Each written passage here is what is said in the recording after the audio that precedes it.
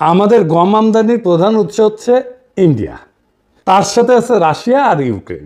রাশিয়ার উপর আমেরিকার স্যাংশন আছে, সে কারণে ওখান থেকে গম আমদানি আর সম্ভব না। ইউক্রেনের তো যুদ্ধগ্রস্ত, সেখান থেকেও আমদানি সম্ভব না, আর আমদানির পরিমাণ অনিশ্চিত। বাকি থাকে ইন্ডিয়া।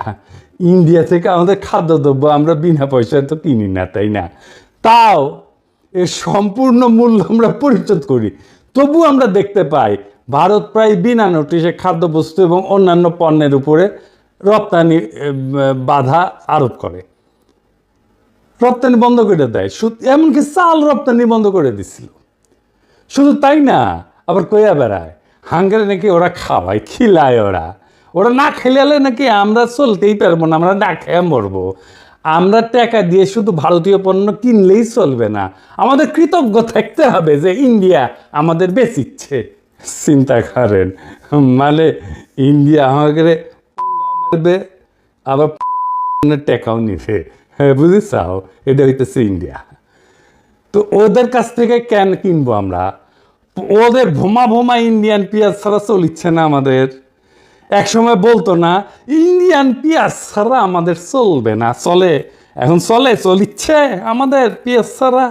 ওদের ধরে চটাস চটাস করে থাপ্পড় মারবেন যারা এটা কথা বলতো এক সময়। ইন্ডিয়ান ফ্যাক্টরি যেগুলো বাংলাদেশে বানাইছে না, বন্ধ করো, বন্ধ করো, কয়ে দিলাম আগে।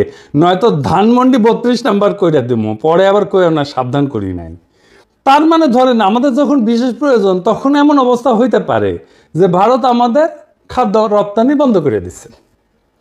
এই তো কয়েকদিন আগে পাকিস্তানের সাথে যুদ্ধের প্রাক্কালে আমরা দেখলাম যে ইন্ডিয়া পাকিস্তানের সিন্ধু নদীতে পানি প্রবাহ একতরফাভাবে বন্ধ করে দিছে, যে কাজটা পূর্বের কোনো যুদ্ধকালে সে করে নাই। অর্থাৎ পানিকে ভারত অস্ত্র হিসেবে ব্যবহার করেছে। ভারত যে ভবিষ্যতে খাদ্যদ্রব্যকে অস্ত্র হিসেবে ব্যবহার করবে না তার কোনো গ্যারান্টি আছে? তো জাউরা ও করবে না এমন কোনো কাজ নাই।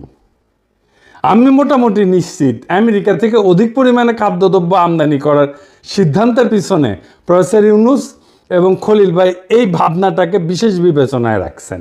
ফলে ইন্ডিয়া আমাদের প্রয়োজনের সময় খাদ্য রপ্তানি বন্ধ কইরা আমাদের উপরে চাপ দিতে পারবে না। এই একই কথা তুলা আমদানির ক্ষেত্রেও প্রযোজ্য। বাংলাদেশকে টাইট দেওয়ার একটা বড় অস্ত্র এভাবে ভারতের হাত থেকে নীরবে সরায় নিছেন প্রফেসর ইউনুস আর ডক্টর খলিল। সাবাস, বাঘের বাচ্চা। এইবার আমাদের তো পার্টি সং বাজানো উচিত। এডিটর সাহেব একটা পার্টি সং দেন।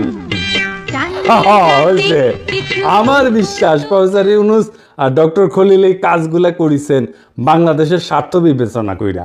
ভারতের ক্ষতি করা তাদের অবশ্য উদ্দেশ্য ছিল না, কিন্তু ভারতের যেতে ক্ষতি হইল সেটা তারা সারা জীবন মনে রাখবে। একে তো খাদ্যদ্রব্য রপ্তানি হঠাৎ করে বন্ধ করে আমাদের মতো বাংলাদেশকে বিপদে ফেলায় ভারত তার হীন স্বার্থ আর কখনো হাসিল করতে পারবে না। সেই সাথে ভারত আরও একটা বড় ক্ষতি হইল, বাংলাদেশে তার যে খাদ্যদ্রব্য এবং তুলার মার্কেট সেটা এখন অনেক ছোট হয়ে যাবে। ভারতের সাথে আমাদের যে বিশাল বাণিজ্য ঘাটতি ছিল সেটা অনেকটাই কমে যাবে। অর্থাৎ বাণিজ্য ঘাটতি কমাইতে ট্রাম্প যেটা দুনিয়ার সঙ্গে প্রকাশ্যে করতেছেন, প্রফেসর ইউনুস আর খলিল ভাই ভারতের সঙ্গে তলে তলে সেই কামটাই সারলেন, কিন্তু কেউই সেটা আগে ভাগে আন্দাজ করতে পারলেন না। এটারে কয় চাপা মায়ের হয়, এটাতে কিন্তু সাউন্ড হয় না। একই সাথে আর একটা ঘটনা ঘটলো, কি সেটা? আমেরিকার কৃষি পণ্যের লবি হইতেছে সেই দেশের সবচেয়ে শক্তিশালী লবি। মানে এই সমস্ত প্রদেশ কৃষি পণ্য তৈরি করে, সেই প্রদেশগুলোর যারা এমপি মিনিস্টার আর কি, বুঝছাও? আমরা 18 কোটি বাংলাদেশি সহজেই আমেরিকার কৃষি পণ্যের একটা বৃহৎ বাজারে পরিণত হইতে পারি। আমরা যদি আমেরিকার এই সমস্ত পণ্যের বড় ক্রেতা হই, তাহলে এই যে লবি, যে সমস্ত জায়গায় কৃষি পণ্য তৈরি হয়, সেই সমস্ত প্রদেশের এমপি মিনিস্টার মন্ত্রী, এদের সাথে, এদের লবির সাথে আমাদের নিবিড় ঘনিষ্ঠতা হওয়া সময়ের ব্যাপার। আর আমেরিকার যেসব রাজ্য কৃষি পণ্য উৎপাদন করে সেখানকার রাজনীতিতে, নির্বাচনে কৃষি লবি অনেকটা নির্ধারণী ভূমিকা পালন করে। ফলে এই সমস্ত রাজ্যের সিনেটর, কংগ্রেসম্যান, গভর্নরেরা কিছুকালের মধ্যে আমাদের পকেটে থাকবে, আমাদের হাতের মধ্যে থাকবে। আমি আশা করি আগামীতে যারা নির্বাচিত হবেন তারা এই বিষয়টা বিশেষভাবে যত্নের সাথে খেয়াল করবেন, এটাকে নারিশ করবেন, এটাকে পুষ্ট করবেন, এই সম্পর্কটাকে ধরে রাখবেন, আরও সমৃদ্ধ করবেন। আমেরিকায় ভারতের যে প্রভাব, সেটা সে নিজের প্রয়োজনে বাংলাদেশের বিরুদ্ধে ব্যবহার করতে পারে। আমাদের সাথে ঘনিষ্ঠ সম্পর্ক থাকলে আমেরিকার কৃষি লবি আমেরিকায় বাংলাদেশের বিরুদ্ধে ভারতের যে কোনো চক্রান্তকে নস্যাৎ করে দিতে পারবে, সেই শক্তি তাদের আছে। অর্থাৎ আমেরিকান কৃষি লবি আমাদের সঙ্গে থাকলে আমেরিকাকে ভারত আর বাংলাদেশের বিরুদ্ধে কাজে লাগাইতে পারবে না, এইটা লিখে রাখতে পারেন। ইতিমধ্যেই শুল্ক আলোচনার সময় আমেরিকার তুলা, গম এবং সোয়াবিনের লবি বাংলাদেশের সপক্ষে কাজ করছে এবং আমরা তার সুফল পাইছি, আপনারা তো দেখতেই পাইতেছেন।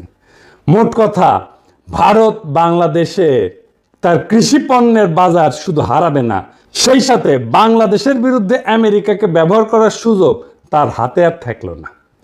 এর থেকে নিশ্চয়ই বুঝতে পারতেছেন যে কি ধরনের দূরদর্শিতা নিয়ে নীরব কৌশলের সাথে প্রফেসর ইউনূস আর ডক্টর খলিল আমেরিকার সাথে আমাদের বাণিজ্য আলোচনার বিষয়টা বাংলাদেশের অগ্রাধিকারমূলক জাতীয় স্বার্থে আগাইয়ে নেওয়ার কাজে ব্যবহার করছেন। ইনশাল্লাহ এই পথের শেষ প্রান্তে অপেক্ষা করতেছে একটা স্বাধীন, শক্তিশালী, আত্মমর্যাদাশীল, সম্মানিত বাংলাদেশ। ইনকিলাব জিন্দাবাদ।